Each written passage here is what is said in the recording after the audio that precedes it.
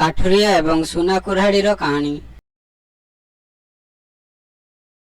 ବହୁ ବର୍ଷ ପୂର୍ବେ ଏକ ଗ୍ରାମରେ କୁମାର ନାମକ ଜଣେ କାଠୁରିଆ ରହୁଥିଲେ। ସେ କାଠ କାଟିବା ପାଇଁ ପ୍ରତିଦିନ ଜଙ୍ଗଲକୁ ଯାଉଥିଲେ ଏବଂ ବିକ୍ରୟ କରି ଯାହା ଟଙ୍କା ପାଉଥିଲେ ସେ ନିଜ ଘର ପାଇଁ ଖାଦ୍ୟ କିଣୁଥିଲେ। ତାଙ୍କର ନିତ୍ୟକ୍ରମ ବର୍ଷ ବର୍ଷ ଧରି ଏହିପରି ଚାଲୁଥିଲା। ଦିନେ କାଠୁରିଆ ଜଙ୍ଗଲରେ ପ୍ରବାହିତ ନଦୀ ଉପରକୁ ଚଢ଼ି ପାଖରେ ଥିବା ଗଛର ଡାଳ କାଟୁଥିଲେ। ସେହି ଗଛର କାଠ କାଟିବା ବେଳେ କାଠ କାଟିବା କୁରାଢ଼ୀଟି ତାଙ୍କ ହାତରୁ ତଳେ ପଡ଼ିଗଲା।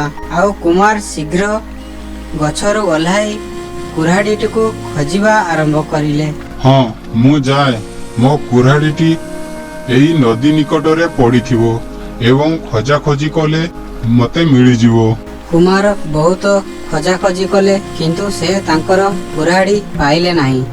କାରଣ କୁରାଢ଼ୀଟି ଗଛରୁ ସିଧା ନଦୀ ଭିତରକୁ ଖସି ପଡ଼ିଥିଲା। ସେହି ନଦୀ ବହୁତ ଗଭୀର ଏବଂ ଦ୍ରୁତ ଗତିରେ ପ୍ରବାହିତ ହେଉଥିଲା। ବହୁତ ସମୟ ଧରି ମୁଁ ଖୋଜାଖୋଜି କଲିଣି, କିନ୍ତୁ ଏବେ ସୁଦ୍ଧା କୁରାଢ଼ୀର କିଛି ବି ସନ୍ଧାନ ପାଇଲି ନାହିଁ। ଲାଗୁଛି ମୁଁ ମୋ କୁରାଢ଼ୀ ଆଉ ଫେରି ପାଇବି ନାହିଁ। ଆଉ ନୂଆ କୁରାଢ଼ୀ କିଣିବା ପାଇଁ ମୋ ପାଖରେ ପର୍ଯ୍ୟାପ୍ତ ଅର୍ଥ ବି ନାହିଁ। ହେ ଭଗବାନ, ଏବେ ମୁଁ କ'ଣ କରିବି? ଏବେ କୁମାର ନଦୀ କୂଳରେ ବସି ବହୁତ ମନ ଦୁଃଖରେ କାନ୍ଦିବାକୁ ଲାଗିଲେ। କାରଣ ତାଙ୍କ ପାଖରେ ନୂଆ କୁରାଢ଼ୀ କିଣିବା ପାଇଁ ପର୍ଯ୍ୟାପ୍ତ ଅର୍ଥ ନଥାଏ। କାଠୁରିଆ କୁମାରର କ୍ରନ୍ଦନ ଶୁଣି ନଦୀ ଦେବତାମାନେ ସେଠାରେ ପହଞ୍ଚିଲେ। ଆଉ କାଠୁରିଆକୁ ପଚାରିଲେ, ଆରେ ପୁଅ, କ'ଣ ହେଲା? ତୁମେ ଏତେ କାନ୍ଦୁଛ? ଆପଣ ଏହି ନଦୀରେ କିଛି ହରାଇଛନ୍ତି କି? ନଦୀର ଦେବତାଙ୍କ ପ୍ରଶ୍ନ ଶୁଣିବା ପରେ କାଠୁରିଆ କୁମାର ତାଙ୍କ କୁରାଢ଼ୀ ପଡ଼ିଯିବାର ପୁରା କାହାଣୀ କହିଲେ। ନଦୀର ଦେବତା ପୁରା କଥା ଶୁଣିବା ମାତ୍ରେ କୁରାଢ଼ୀ ଖୋଜିବାରେ ସାହାଯ୍ୟ କରିବାକୁ କାଠୁରିଆକୁ କୁମାରକୁ କହିଲେ। ଆଉ ସେଠାରୁ କିଛି ସମୟ ପାଇଁ ଅଦୃଶ୍ୟ ହୋଇଗଲେ। କିଛି ସମୟ ପରେ ନଦୀର ଦେବତା ନଦୀରୁ ବାହାରି କାଠୁରିଆ କୁମାରକୁ କହିଲେ, ମୁଁ ତୁମର କୁରାଢ଼ୀ ଆଣିଛି। ଦେଖିଲେ, କ'ଣ ଏଇଟା ଆପଣଙ୍କର କୁରାଢ଼ୀ?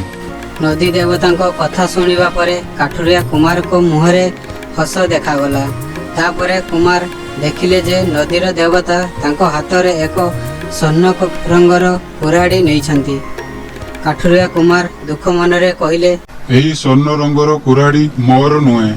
ଏହି ସ୍ୱର୍ଣ୍ଣ କୁରାଢ଼ୀ ନିଶ୍ଚିତ ଭାବରେ କୋଉ ଧନୀ ବ୍ୟକ୍ତିଙ୍କର ହୋଇଥିବ।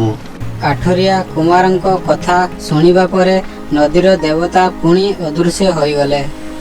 କିଛି ସମୟ ପରେ ନଦୀର ଦେବତା ପୁନର୍ବାର ନଦୀରୁ ବାହାରି ଆସିଲେ। ଏଥର କିନ୍ତୁ ତାଙ୍କ ହାତରେ ରୂପାର କୁରାଢ଼ୀ ଥିଲା। ସେହି କୁରାଢ଼ୀ ଦେଖିବା ପରେ ମଧ୍ୟ କାଠୁରିଆ କୁମାର ଖୁସି ନଥିଲେ। ସେ କହିଥିଲେ ଯେ ଏହା ମଧ୍ୟ ମୋର କୁରାଢ଼ୀ ନୁହଁ, ଏହା ଅନ୍ୟର କୁରାଢ଼ୀ ହେଇଥିବ। ଆପଣ ତାଙ୍କୁ ଏହି କୁରାଢ଼ୀ ଦେଇପାରନ୍ତି। ମୋତେ ମୋର କୁରାଢ଼ୀ ଖୋଜିବାକୁ ପଡ଼ିବ। ଏଥର ମଧ୍ୟ କାଠୁରିଆ କୁମାରର କଥା ଶୁଣିବା ପରେ ନଦୀର ଦେବତା ପୁଣି ସେଠାରୁ ଚାଲିଗଲେ। ପାଣି ଭିତରକୁ ଯାଇଥିବା ନଦୀର ଦେବତା ଏଥର ବହୁତ ସମୟ ପରେ ବାହାରକୁ ଆସିଲେ। ଏବେ କାଠୁରିଆ କୁମାର ଦେବତାଙ୍କୁ ଦେଖି ତାଙ୍କ ମୁହଁରେ ଏକ ବଡ଼ ହସ ଥିଲା। ସେ ନଦୀ ଦେବତାଙ୍କୁ କହିଲେ ଯେ ଏଥର ଆପଣଙ୍କ ହାତରେ ଲୁହା କୁରାଢ଼ୀ ଅଛି ଏବଂ ଲାଗୁଛି ଯେ ଏହା କେବଳ ମୋର କୁରାଢ଼ୀ। କାଠ କାଟିବା ସମୟରେ ଏହିପରି କୁରାଢ଼ୀ ମୋ ହାତରୁ ଖସି ପଡ଼ିଥିଲା। ମୋତେ ଆପଣ ଏହି କୁରାଢ଼ୀଟିକୁ ଦିଅନ୍ତୁ ଏବଂ ଅନ୍ୟ କୁରାଢ଼ୀ ଗୁଡ଼ିକ ସେମାନଙ୍କର ଅଧିକାର ମାଲିକଙ୍କ ନିକଟକୁ ପଠାଇ ଦିଅନ୍ତୁ। କାଠୁରିଆ କୁମାରର ଏହିପରି ସଚ୍ଚୋଟତା ଏବଂ ନିରୀହ ମନ ଦେଖି ନଦୀର ଦେବତା ଅତ୍ୟନ୍ତ ଆନନ୍ଦିତ ହେଲେ। ଆଉ କାଠୁରିଆ କୁମାରକୁ କହିଲେ ଯେ ତୁମର ଆଦୌ ଲୋଭ ନାହିଁ। ଯଦି ତୁମ ସ୍ଥାନରେ ଅନ୍ୟ କେହି ଥାନ୍ତେ, ସେ ଶୀଘ୍ର ସୁନାର କୁରାଢ଼ୀଟିକୁ ନେଇଥାନ୍ତେ, କିନ୍ତୁ ତୁମେ ଆଦୌ ତାହା କରିନାହଁ। ଆଉ ତୁମେ ରୂପା କୁରାଢ଼ୀ ନେବାକୁ ମଧ୍ୟ ମନା କରିଦେଲ। କହିଲ କି ତୁମକୁ କେବଳ ତୁମର ନୂଆ କୁରାଢ଼ୀ ଦରକାର। ମୁଁ ତୁମର ଶ୍ରଦ୍ଧା ଏବଂ ଆନ୍ତରିକ ହୃଦୟ ଦ୍ୱାରା ବହୁତ ପ୍ରଭାବିତ। ମୁଁ ତୁମକୁ ଉଭୟ ସୁନା ଓ ରୂପା କୁରାଢ଼ୀ ଉପହାର ଦେବାକୁ ଚାହୁଁଛି। ତୁମର ସଚ୍ଚୋଟତାର ଉପହାର ସ୍ୱରୂପ ତୁମେ ତୁମର ଲୁହା କୁରାଢ଼ୀ ସହିତ ଏଗୁଡ଼ିକ ବି ରଖ।